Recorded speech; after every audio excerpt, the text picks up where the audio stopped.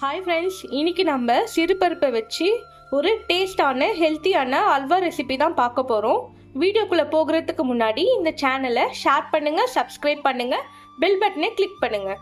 வாங்க வீடியோக்குள்ளே போகலாம். ஆன் பண்ணிவிட்டு ஒரு பேன் எடுத்து வச்சுக்கலாம்.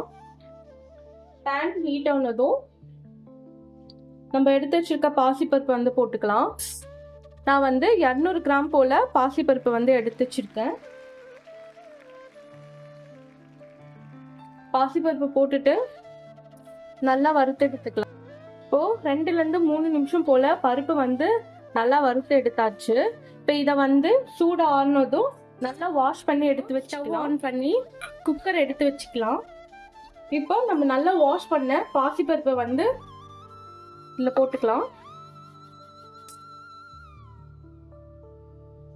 போட்டுட்டு இப்போ பருப்பு வேகிற அளவுக்கு தண்ணி விட்டுக்கலாம்.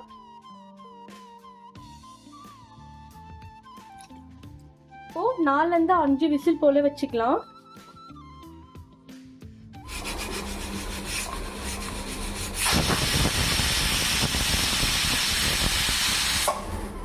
இப்போ 5 விசிலுக்கு அப்புறம் பருப்பு எப்படி வெந்து வந்திருக்குன்னு பார்க்கலாம். குக்கர் மூடியை வந்து ஓப்பன் பண்ணிக்கோங்க. பருப்பு நல்லா வெந்து நல்லா குழஞ்சி வந்திருக்கு. இது வந்து ஆனதும் ஒரு மிக்சி ஜாரில் போட்டு நம்ம வந்து அடிச்சு எடுத்துக்கலாம். இப்போ பருப்பு வந்து நல்லா சூடு ஆறுனதும் நம்ம மிக்சி ஜாருக்கு வந்து மாற்றியாச்சு. இது கூடவே வந்து 3 டேட்ஸ் போல் எடுத்து வச்சுருக்கேன். இந்த டேட்ஸில் இருக்க கொட்டையெல்லாம் எடுத்துட்டு 2 இந்த மாதிரி டேட்ஸை வந்து பிரித்து எடுத்து வச்சுருக்கேன். இதையும் நம்ம ஆட் பண்ணிடலாம். இப்போ இதை வந்து ஒரு நல்ல பேஸ்ட்டாக வந்து அரைச்சி எடுத்துக்கலாம்.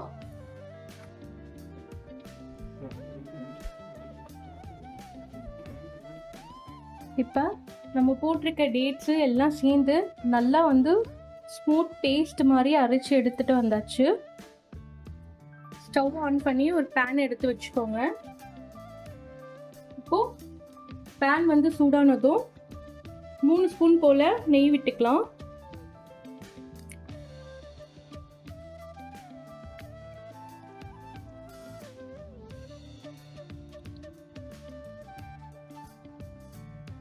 இப்போது நான் பாதாம், முந்திரி, திராட்சை எடுத்து வச்சுருக்கேன். அது வந்து நெய்யில் போட்டு நம்ம வறுத்து எடுத்து வச்சுக்கலாம். இப்போ பாதாம், முந்திரிலாம் நல்லா வறுப்பட்டு வந்திருக்கு. இதை ஒரு பிளேட்டுக்கு வந்து மாற்றிக்கலாம். இன்னும் ஒரு ஸ்பூன் வந்து நெய் விட்டுட்டு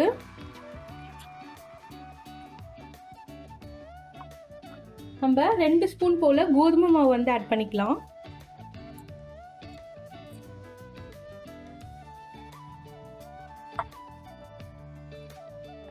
ஒரு 5-6 நிமிஷம் போல் கோதுமை மாவு வந்து நல்ல நெய்யில் வந்து வறுத்து எடுக்கலாம். இந்த கோதுமை மாவு வந்து பச்சை ஸ்மெல்லாம் போயிட்டு பாருங்கள், இந்த கோதுமை மாவோட கலர் வந்து மாறி வந்திருக்கு. இப்போது இந்த ஸ்டேஜில் வந்து நம்ம பாசிப்பருப்பு வந்து ஆட் பண்ணிக்கலாம்.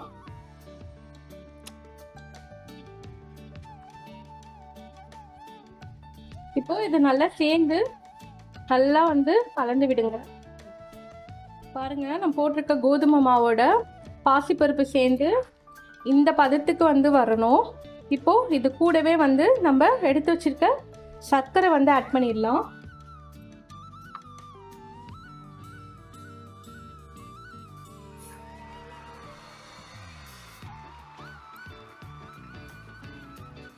நான் 1.5 கப் போல சர்க்கரை வந்து ஆட் பண்ணியிருக்கேன்.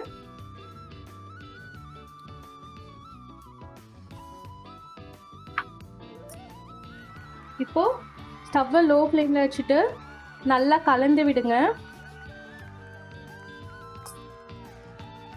சர்க்கரை சேர்த்து நல்லா கலந்ததும் இங்கே பாருங்க நல்லா இலகி வந்திருக்கு.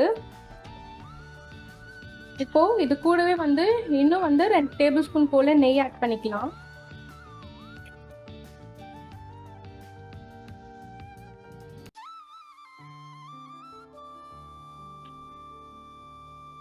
அரை ஸ்பூன் போல் ஏலக்காய் பொடி வந்து ஆட் பண்ணிடலாம். இப்போ ஏலக்காய் பொடி சேர்த்து நல்லா கலந்து விடுங்க. இப்போ ஃபுட் கலரும் வந்து ஆட் பண்ணிடலாம். இது உங்களுக்கு வேணும்னா நீங்கள் ஆட் பண்ணிக்கோங்க, இல்லைன்னா ஸ்கிப் பண்ணிக்கோங்க. பாருங்கள், நல்லா கலந்து விடுங்க. இது வந்து பேனில் ஒட்டாமல் இந்த மாதிரி வரணும். நம்ம விட்ட நெய் எல்லாமே பிரிஞ்சு வருது. இந்த ஸ்டேஜில் வந்து நம்ம ஸ்டவ் ஆஃப் பண்ணிக்கலாம். ஸ்டவ் ஆஃப் பண்ணிவிட்டு இப்போது இன்னும் 2 ஸ்பூன் போல் நெய் விட்டுக்கலாம்.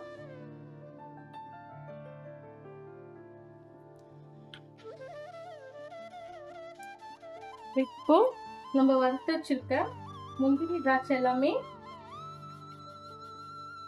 மேலே வந்து போட்டுடலாம். இப்போ பாசிப்பருப்பு அல்வா வந்து ரெடி. கலர்ஃபுல்லான டேஸ்டான பாசிப்பருப்பு அல்வா வந்து ரெடி ஆயிடுச்சு. இந்த ரெசிபி வந்து உங்கள் எல்லாருக்கும் கண்டிப்பாக பிடிக்கும்னு நம்புகிறேன். கண்டிப்பாக ட்ரை பண்ணி பாருங்கள். ட்ரை பண்ணி பார்த்துட்டு எனக்கு கமெண்ட்ஸில் சொல்லுங்கள். மீண்டும் ஒரு நல்ல வீடியோவில் சந்திப்போம்.